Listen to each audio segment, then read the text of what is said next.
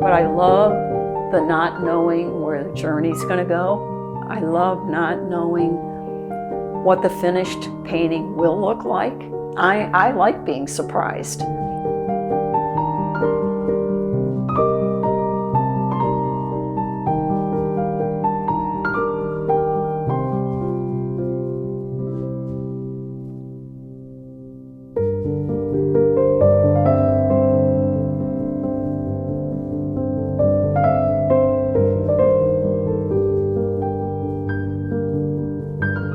I don't ever remember really truly a time when I wasn't drawing. I went to a Catholic school and there was really no art program. Around 7th grade I had a nun and she really thought that I had something, special. She would tell me that whenever I finished my work that she would set up a still life in the back of the room at a little round table.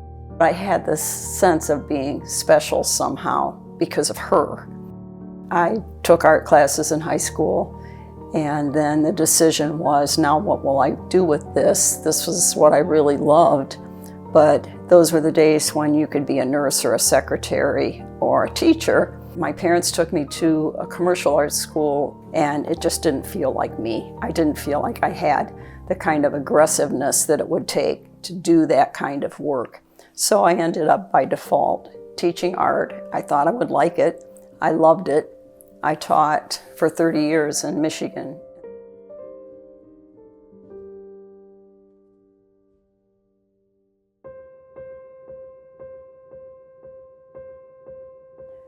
Pretty early on, you learn when something's honest that you're doing, or when you're being influenced. And certainly all artists are influenced by other artists that they love. But you can't do what that other artist does. You can only do what you do. And if you aren't doing you know if it's not honest and it's not authentic. It feels so good when it is, and it's nagging when it isn't. I think a lot of artists who are beginning their journey start out by doing that. And that's valid, but don't pass it off as your work. It's an exercise. It's a learning experience. And I think that the more you learn, the more you know that feeling that I'm talking about.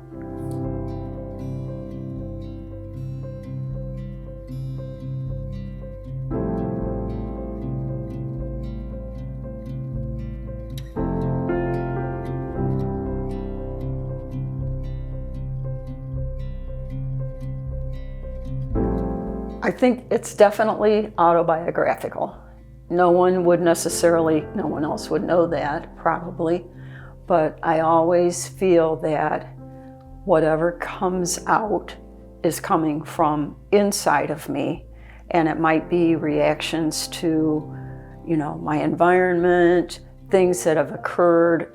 I know there have been many times in my life when I've had rough times, a period of grief, losing, family members, friends, just all kinds of things that everybody deals with all the time.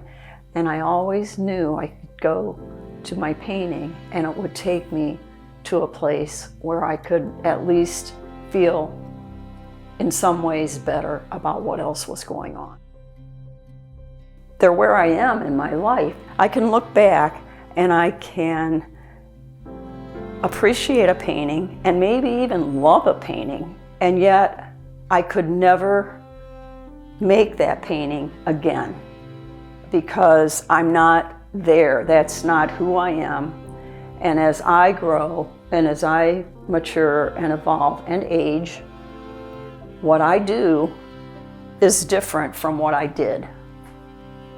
My approach might be dramatically different from a calm, happy, joyful time in my life.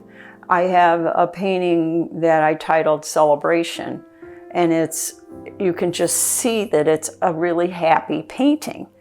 And then I have others where maybe I could feel myself just almost aggressively attacking the canvas. But other than that, I don't know that I consciously connect what I'm doing with what I'm feeling. I just am. I feel like I kind of go somewhere where I'm not consciously keeping track of anything. Occasionally, someone would approach me about a commission. Can you do something, not exactly the same thing, but similar to this painting? I don't have a clue how I did that painting. I don't remember what I did first. And you can look at any one of my paintings and realize that there are layers upon layers upon layers. What I've found as I've gotten older, I found that I want to relinquish the control that I always really wanted to have when I was younger. And maybe it's just because with age comes the realization that you really can't control very many things anyway. With each painting, whether you feel like it or not, you kind of grow a little.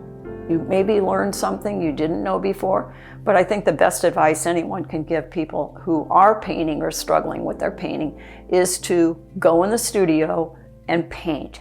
Whether you feel like it that day or you don't, at least start. The scariest thing is the white canvas. Once you start to own it, once you start to get something on it, it starts to suggest things to me. I've sensed that when I do this, then that said, well, maybe you should try putting something up here. But that consciousness doesn't always come right early on. And the longer I can delay that, the longer I can delay judgment about what I'm doing, the better. So I might start with some collage pieces, not having any idea where they will end up, whether they'll show, whether they won't show. I might use molding paste, which is a great textural kind of thing that I can put on. I can mix paint with it and put the paint on, and it's textured. I can scratch through the paint. I even have this trowel that anything I can use. I have a silkscreen squeegee that I can move the paint around with. I think I'm at a stage where I'm pretty comfortable being who I am and doing what I do, but you're always influenced, by other people.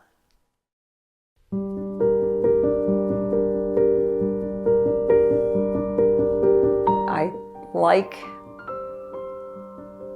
the idea that it will be here when I'm not. And I'll never be, a world famous artist, but there will be a lot of people that have my work, people who have more than one of my pieces. That's one of the best things about doing what I do, is that if somebody loves it, it's just the best feeling in the whole world. Very gratifying.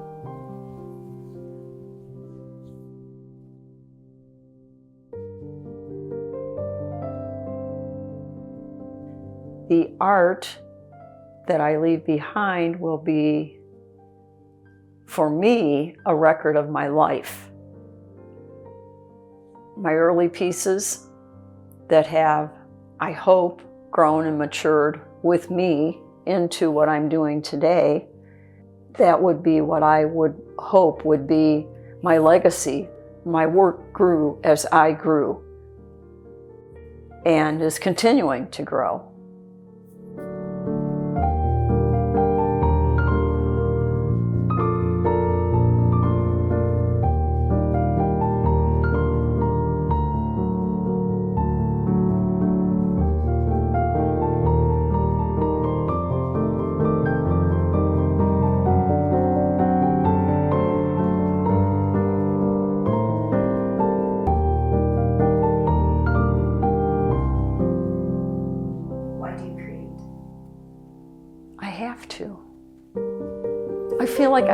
feel like I need to.